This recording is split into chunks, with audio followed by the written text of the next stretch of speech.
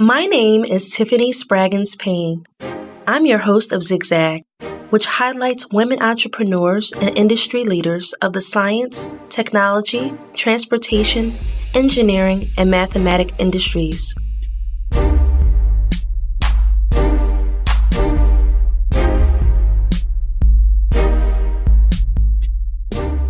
We talk to these women about their business models and how they differ from their competitors.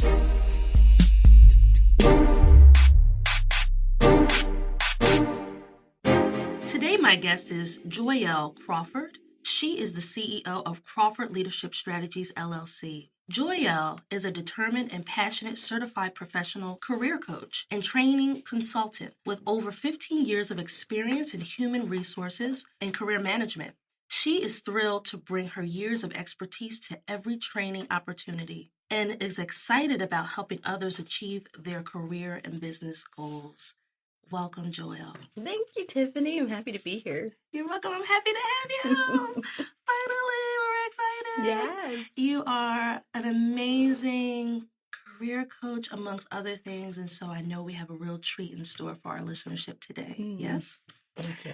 So right before we jump right into the interview with both feet, I would love for you, Joyel, to define strategic coaching from your perspective. So I feel like the crux of any type of coaching consulting that I do with clients involves action. And when any type of client comes to me for help, my key thing is to give them some type of way to incite action. And that's understanding what brought you here. I have like a big methodology. It's called RISE. So we reflect, we identify what kind of skills and talents you might need or resources that you might need to improve upon in order to get where you want to go. Then we strategize where we want to go, and then we execute. So I feel like being a strategic coach means developing an action plan. And it could be something as small as getting the courage to go to a networking event and having a courage of saying, hello, my name is this, or applying for a job in a different career field. Or it could be figuring out whether you want to bloom where you're planted or kind of take the next step and move forward. And then I have other clients who are starting their second career. Maybe they were laid off, or maybe they're in the 40 plus category, which I'm in now, and they're trying to figure out, where do I go next? Where do I bring my talent? So we use the RISE methodology as a form of strategizing how to get and move forward, because it's all about taking that step, no matter how big or small. That is awesome. Talking about the soft sciences and STEM, much of what you do has to do with the introspective work that one has to do, and really understanding how to connect with self. But then also you deal a lot with helping entrepreneurs and others and women figure out how to utilize their emotional intelligence in addition to their learned skill set and their innate ability. I want you to tell our listeners about how you actually began the journey of starting Crawford Leadership Strategies, LLC. Well, it definitely, I'm not one of those people who was like, I was born to be an entrepreneur. I was going to make millions. No, part of the family rule is that you go to college. You're going to college. It's not a choice. It's part of living your life in the Crawford household. You're going to college. So my mom is a therapist. My dad is a stockbroker, then turned educator. Education is a big thing. We value education in the family. And I wanted to grow up and really honestly be an astronaut. So I was a biology major. I went to college and I was like, all right, I'm going to get my biology together. And then I got to organic chemistry and I was like, okay, this is a little bit difficult. It's a little harder than I thought. I really need to know math and science in order to do this. Maybe I'm not going to space. So I was trying to look for ways that piqued my curiosity. Absolutely. And so I was taking an intro to psychology class, and I remember calling my mom and dad and saying, okay, I've changed my major from biology, but I think I'm going to go into communications because I have the gift of gab and I like to talk and blah, blah, blah. And they're like, we're not paying for you to go to school to have fun. We want you to have a career where you're going to be able to move forward. And I was just like, theater? And they were like, no, My parents said the same thing to me. Forget about it. No, sorry, boo-boo. So I was just like, okay, how about, I'm like, my mom's a therapist, so I'd really score some points going into psychology. I really liked the class. I was getting an A. It was an easy A. Yes. And I really liked helping people. And the psychology of the mind, and Yes. why we do certain things that we do and why we behave in certain ways. And criminal behavior was very interesting. So I was going to go into criminal science, and Silence of the Lambs was my favorite. Yeah, so I was like, I'm going to be a forensic scientist. Yes. If I can't be an astronaut, then I'm going to be in the FBI and la, la, la. So psychology was it. Yes. And I did a whole bunch of different studies with different professors so that they could get published and all of this stuff, and joined the Honor Society and was very active in all of that. And I graduated, and I was like, am I going to go to John Jay? And this is it. And I talked to one of my friends who's an FBI agent, and he was like, Joyel, this kind of career would kill your soul because you're such a light-hearted person. And I know you want to help, and you want to, solve crimes. You like problem solving. Yes. You like helping people get where they want to get to.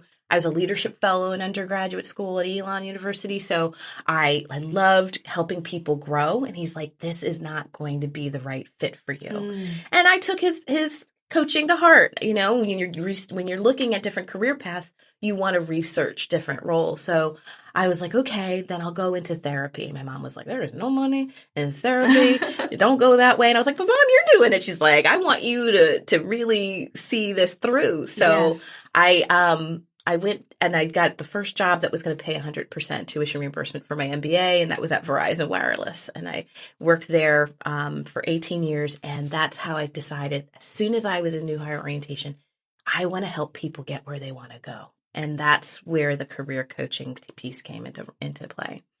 So yeah, I didn't start the business right out of the top of my brain. Yes. I really just kind of chugged along and wormed my way into human resources and started helping people in that respect. And I don't know if you have time for the rest of it, but I mean, I really honestly realized after 18 years of working with other people that I didn't have control over my time. Yes. And that's when I got inspired to create Crawford Leadership Strategies so that I could manage my business and manage my time. I also burned out.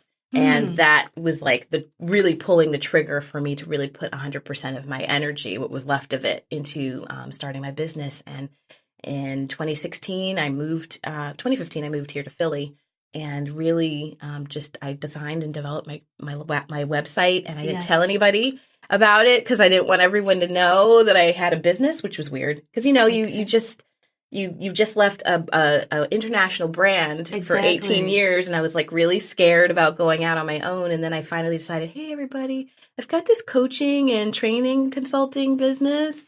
Hey, just go to the website. And I got my first paying client, and it's been flourishing ever since. So I've been having clients and either corporate clients or individual clients ever since. So, wow. Yeah. That's amazing. I just want to unpack your journey a little bit. Coming out of an international brand such as Verizon to launching your own brand, independent of this Fortune 500 company. What was the journey like? You said you started the website and you started telling people like, hey, check out the website. But were there any strategic moves that you had made? Well, in 2014, when I founded Crawford Leadership Strategies, I was still working at Verizon full time. Okay. And I was at a place where I was really frustrated. I felt like every day was Groundhog's Day. I had helped hundreds of people, in their career development. And then someone pulled me aside and was like, you can get paid for doing this on your own. And I was too scared to really take that leap. So my now husband, at the time we were dating, and he was just like, I've been consulting forever. You should just be a consultant, start the business. Just go to LegalZoom and fill out the paperwork.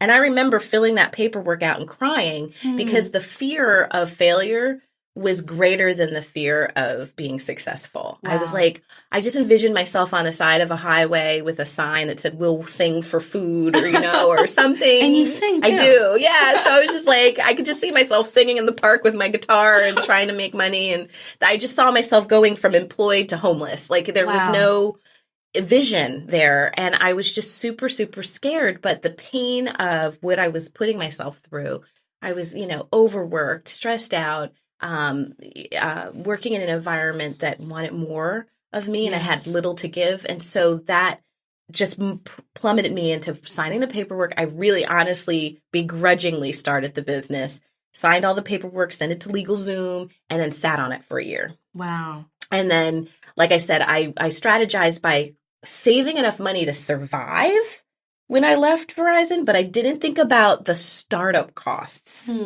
And that's like 3 times as much money as what you need to start. When you think about your survival money, multiply that by 3 of how much money you need for advertising. Luckily, my husband's a web developer, so he developed the website for me. Awesome. So we were looking for really affordable ways, going to Vistaprint and doing my business cards for like $9.99, like trying my best to join business organizations so I could network with other people so that I could, and trying to find more affordable ways, like some free networking things or people who were giving, free tickets to things. And I just went out there and started hustling and shaking hands and kissing babies and just trying to really, I call it campaigning with my clients. I call it campaigning for your career. And so I took a piece of my own medicine and I was just like, in order to get the job that you really desire, and this is what I talk to my clients about, you've got to get your face out there. Yes. And I had to get away from the brand of Verizon because that was something easily. You just say Verizon, everyone's like, oh, I totally know who you are and you're awesome and you work for a huge company. No one knew Crawford Leadership Strategies. So I had to go out and shop my brand. I was in Uber pools. I was telling anyone who was asking me, what do you do? I grow leaders for a living. And I'm handing my card out all the time. I wasn't looking for clients. I was looking to help people. Yes. And I think that's a big piece of when you're building your business and starting it off. You need to set the intention of collaboration and support instead of, I need clients, I need to pay the bills, when you come from that energy place, it's a detractor. Just like when you're dating, when you meet somebody, when you're out, let's try to remember when we were dating back in the day. I was horrible at dating, but it was awful. You'd have your wing girl and you guys would try to collect as many phone numbers or try to give your number out to as many people. Yes. That's the same kind of mentality people have with networking, and you'll never get anywhere. But if you go from a place of, how can I help you? How can I support you? What are you looking for? How can I help your business succeed? How can I help you succeed? Everyone wants to talk about themselves. Absolutely. So if you come from that place of concern and collaboration and support, you're going to get a lot more of that giving and giving energy. And I was able to make a lot of really great connections that launched more connections into more business opportunities. I think that's dynamic and, really thinking about where you came from on your career trajectory. So you graduated as cum laude at Elon University. And you majored in psychology there. And then you have your MBA from Phelan, Dickinson University. Fairleigh Dickinson, yeah. Fairleigh Dickinson University. And, you got your MBA there.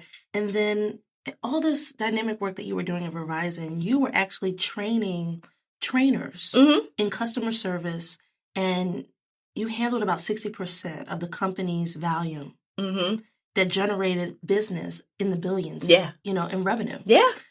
I love this book that's called Steal Like an Artist, and really, the name, the author escapes me right now, come back to me. But when I think about your educational experience and your professional experience and just who you are as a person evolving, right? Are there elements from your past experiences that you've borrowed, I should say? Shamelessly stole. Or shamelessly stole. I want to go to where you shamelessly stole. To really help give shape to Crawford Leadership Strategies. One of the biggest programs that I was a leadership fellow at Elon University, as well as a member of the Black Student Union, and then now I'm a member of the Black Alumni Association. And I think what really helped me was throwing myself into all of the programs and being busy and collaborating with so many people on campus and helping new people. And so I think that whole foundation of pulling people up instead of just, I've got to get through school and I've got to graduate and get a job and, be a grown up and be an adult. I was always helping people. I love the fact that Elon gave me a scholarship to be busy and help other people and support other people. So I was involved in Habitat and Safe Rides and all of these different things. And so those foundational pieces of being involved and helping bring others up. And I was an active member of my sorority, Alpha Kappa Alpha Sorority Incorporated. So, I mean, service to all mankind is the motto. Service, support, and helping. So that was that piece that constantly, led through being a leader and then casting that positive shadow of a leader to the other folks that were coming up. So I always just liked helping people come up. How can I make your career transition easier? I was an RA. How can I make your living experience better? I was Residence Hall Association president. How can we make life on campus better? It was always about improving and getting people where they needed to go. So that kind of enthusiasm and wanting to pull people together and help. Lord knows I wasn't a tutor or anything like that, but if people were new to the psychology department and how can I help others? It was just always helping. I love to help. And so being active in all of those social organizations really kept that momentum going in supporting other folks through my organization, through my business. So I think that those types of things, and also learning from the leaders that I was coming up from, what to do, what the right things to do were. I learned from people who were doing the wrong things too, and took note of that and realized when I become a leader, if I'm leading other people, I don't have to necessarily be a manager. How do I want to effectively get people on board? And that was honoring them and valuing who they were and valuing the talents that they brought to whatever team or organization I was in charge of or leading. I feel like the people that I engaged with in some of those groups, I'm still friends with on Facebook, and it's really just about getting people to see the common goal and rallying them. I got Habitat for Humanity. I got people on MTV. Remember The Real World? Yes. I got our chapter on The Real World. And that was a huge, awesome exposure for the school. And, I just always wanted to drive more people to more things. So, I shamelessly borrowed those types of techniques. And I really feel like the foundations of being a great leader were fostered, in that undergraduate experience. I mean, if I could tell anybody who's coming up, it's just be involved, be active. Even if you don't have to be a superstar, you don't have to be this like Instagram, rock star and have all these posts. You can be that to a child who needs to learn how to read, or participating in those studies. If you're learning the soft sciences like psychology, doing those studies and possibly becoming published, being involved in every aspect and trying to help solve problems and leading by example. So those are things that I shamelessly got out of my education. And I think it helped. Yeah, I think so too. And it sounds like at the core of it, your unique value proposition is that you're great at shepherding people along and offering them this concierge form of, service.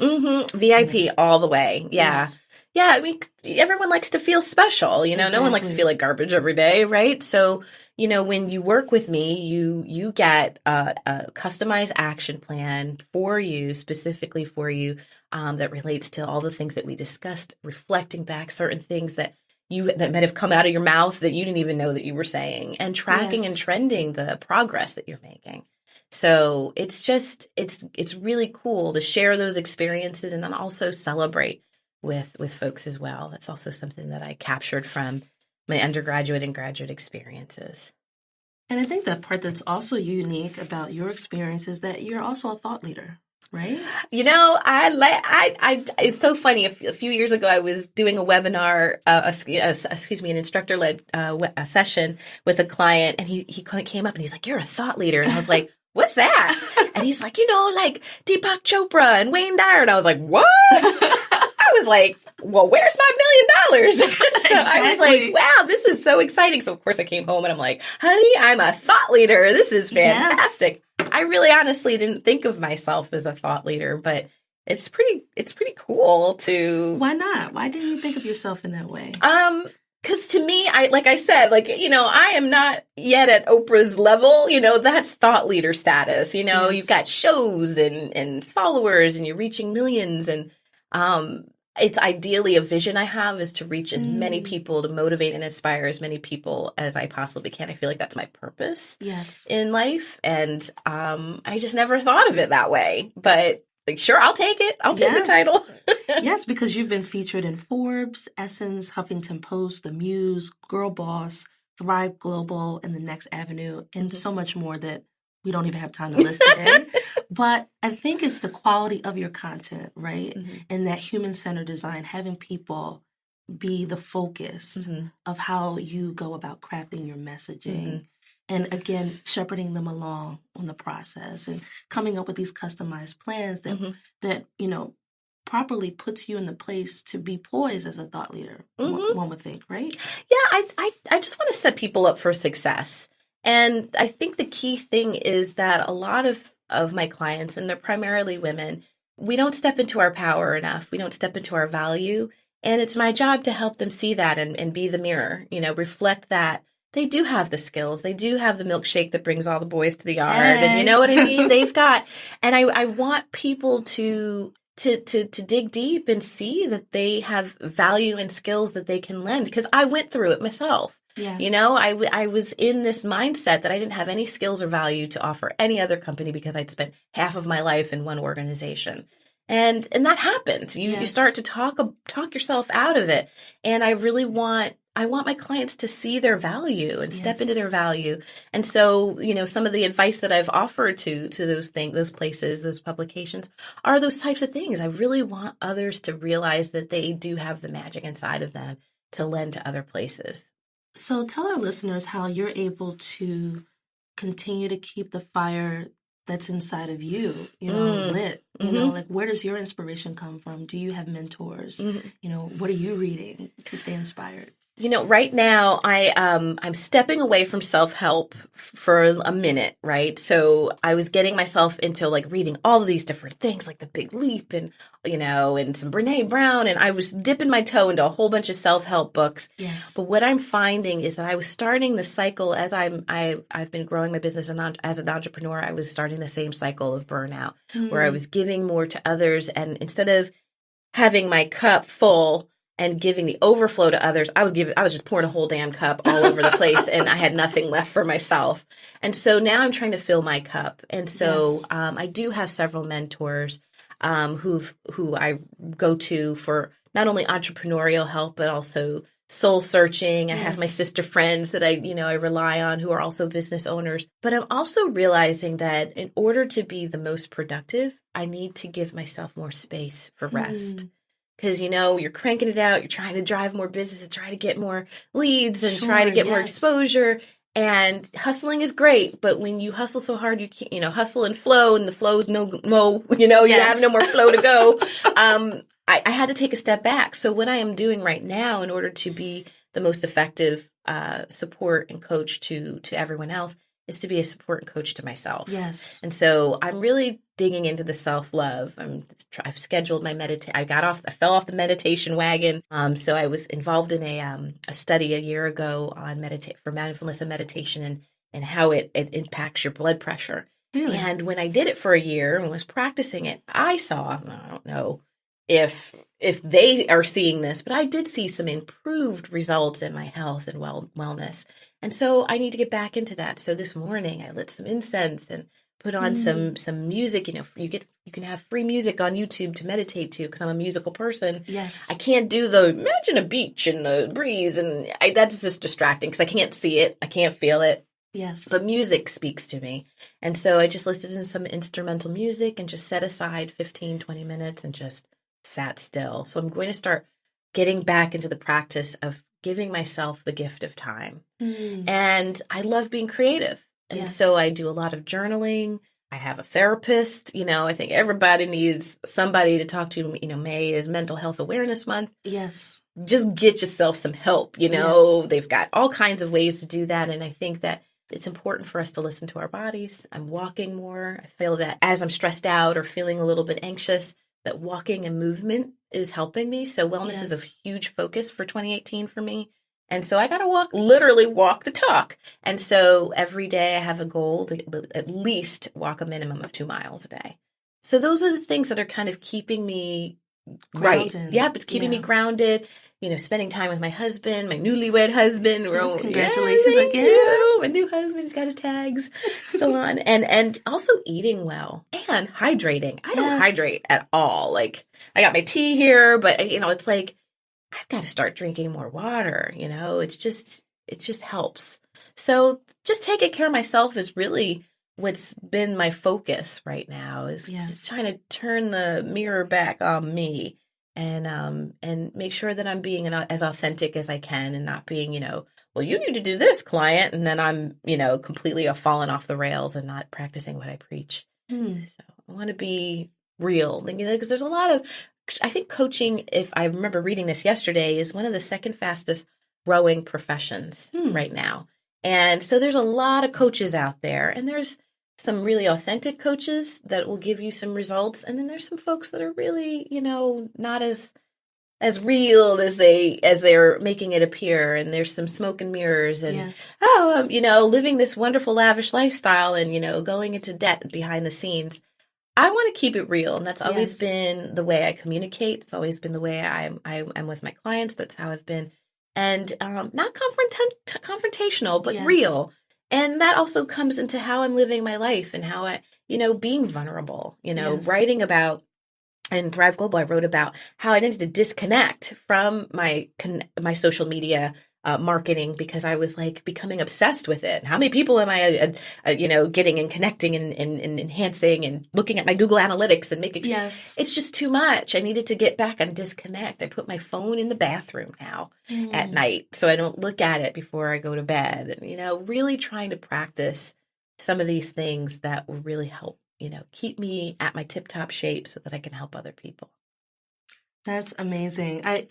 Talking about authenticity and strategic coaching, right? Mm-hmm. What might be some quick tips that you can offer to our listeners to, one, if they find themselves in a space where they need a coach, how could one go about finding a coach? Mm-hmm. But you also mentioned therapy too, and I think what might be some ways to navigate those two spaces, both coaching and therapy? Yes, and there's a fine line. Because I know that my mom's a therapist, and she was very excited to know that I was going into coaching. And there is this fine line when I feel that coaching is goal oriented. Let's set a plan, let's put the path into action, and let's go. Therapy is an ongoing situation where if you can't move past or get out of something that's impacting your behavior to the point where it's impacting your life, if you're not able to get out of bed in the morning, if you find that you're having panic attacks, those type of things that are getting in the way of you living your life, those deep-seated things, that's therapy. And Absolutely. So I have found some clients where I'm just like, listen, what you need, what the support that you need is not something that I can offer you at this time. We need to get some more of the foundational stuff done through the therapeutic piece. Yes. This is what I can help you with. It's more of the tangible things. Yes, getting out of your way, but understanding that, it came from a deep-seated trauma that happened in your past. That's something that you work on with your therapist. But let's come up with some steps and action items that we can use, that you can put into place right now to move forward in managing your life a little bit better. So I'm not necessarily therapy, but I'm not necessarily Ayana, I'm not fixing your life, kind of in that realm, but I would like to help people move forward in what's getting in their way. You're like a guide. Yes. A coach is a guide, like a coach, think about a football coach, and I'm not a football, I'm probably going to jack up these analogies, but a football coach isn't getting on the field and throwing the ball around. Right. He or she is on the sidelines planning the strategy of how to win. Yes. And that's exactly what a coach is. We're planning the strategy. Yeah, we're rooting you on from the sidelines. We're reminding you that you've got the talent and the drive and getting you motivated and riled up to achieve the goals that you want. But we're not sitting back here and marinating in the misery and digging deep. That's what the physical therapist is for, to get those muscles going and to move that through. So that's where the therapist is, but the coach is there to root you on and celebrate your victories. Yes. So that's the same thing as what I do. So I'm there to help you, but I can't throw that ball. And I certainly cannot throw a football, but I really cannot throw the ball down the field for you, but I can definitely help you practice on making sure that you get there. Yes. Wow. Make that touchdown. Touchdown, punt the ball. So in the spirit of the football analogy, as you look back at your playbook of strategy and coaching in the soft sciences, what might success look like to you? Wow. I've been a very big picture person, so it's kind of hard for me to say, well, what does success look? Success looks like to me being very comfortable with where I am and really having such a large impact to the point where I've made a mark, where I've left a legacy of taking care of yourself and leading people to reaching their goals. Yes. That's where I see success, where when somebody sends me an email, like just yesterday, I just got 4 scholarships to grad school because of your help. That's what success looks like to me. Seeing someone else's success, yes. And helping them move forward, and just knowing that I had like a little part in motivating them to reach their goals. That's what success looks like to me. It also right now looks like having more space and time and ease and relaxation instead of go, go, go, go. Yes. So that's what success looks like for me right now. And a beach house wouldn't be bad either. Hey, we're going to keep that in mind for you. Joyel, thank you so much for being on the show today.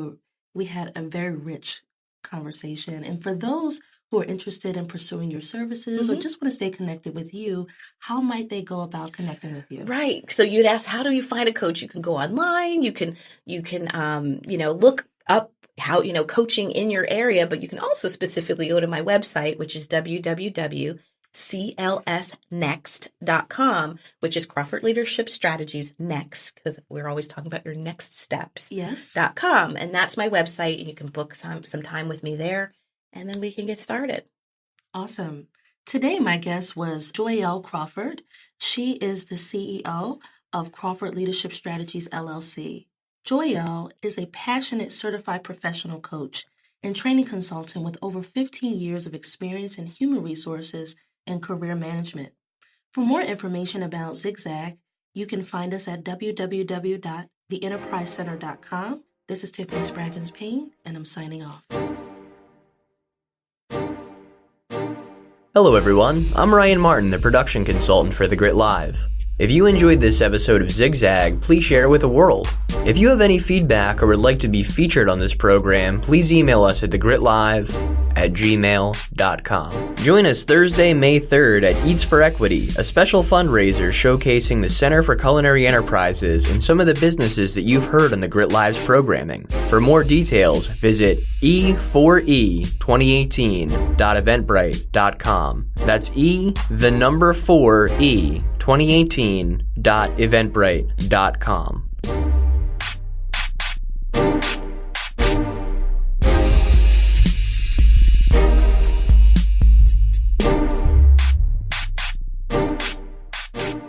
Thank you for listening.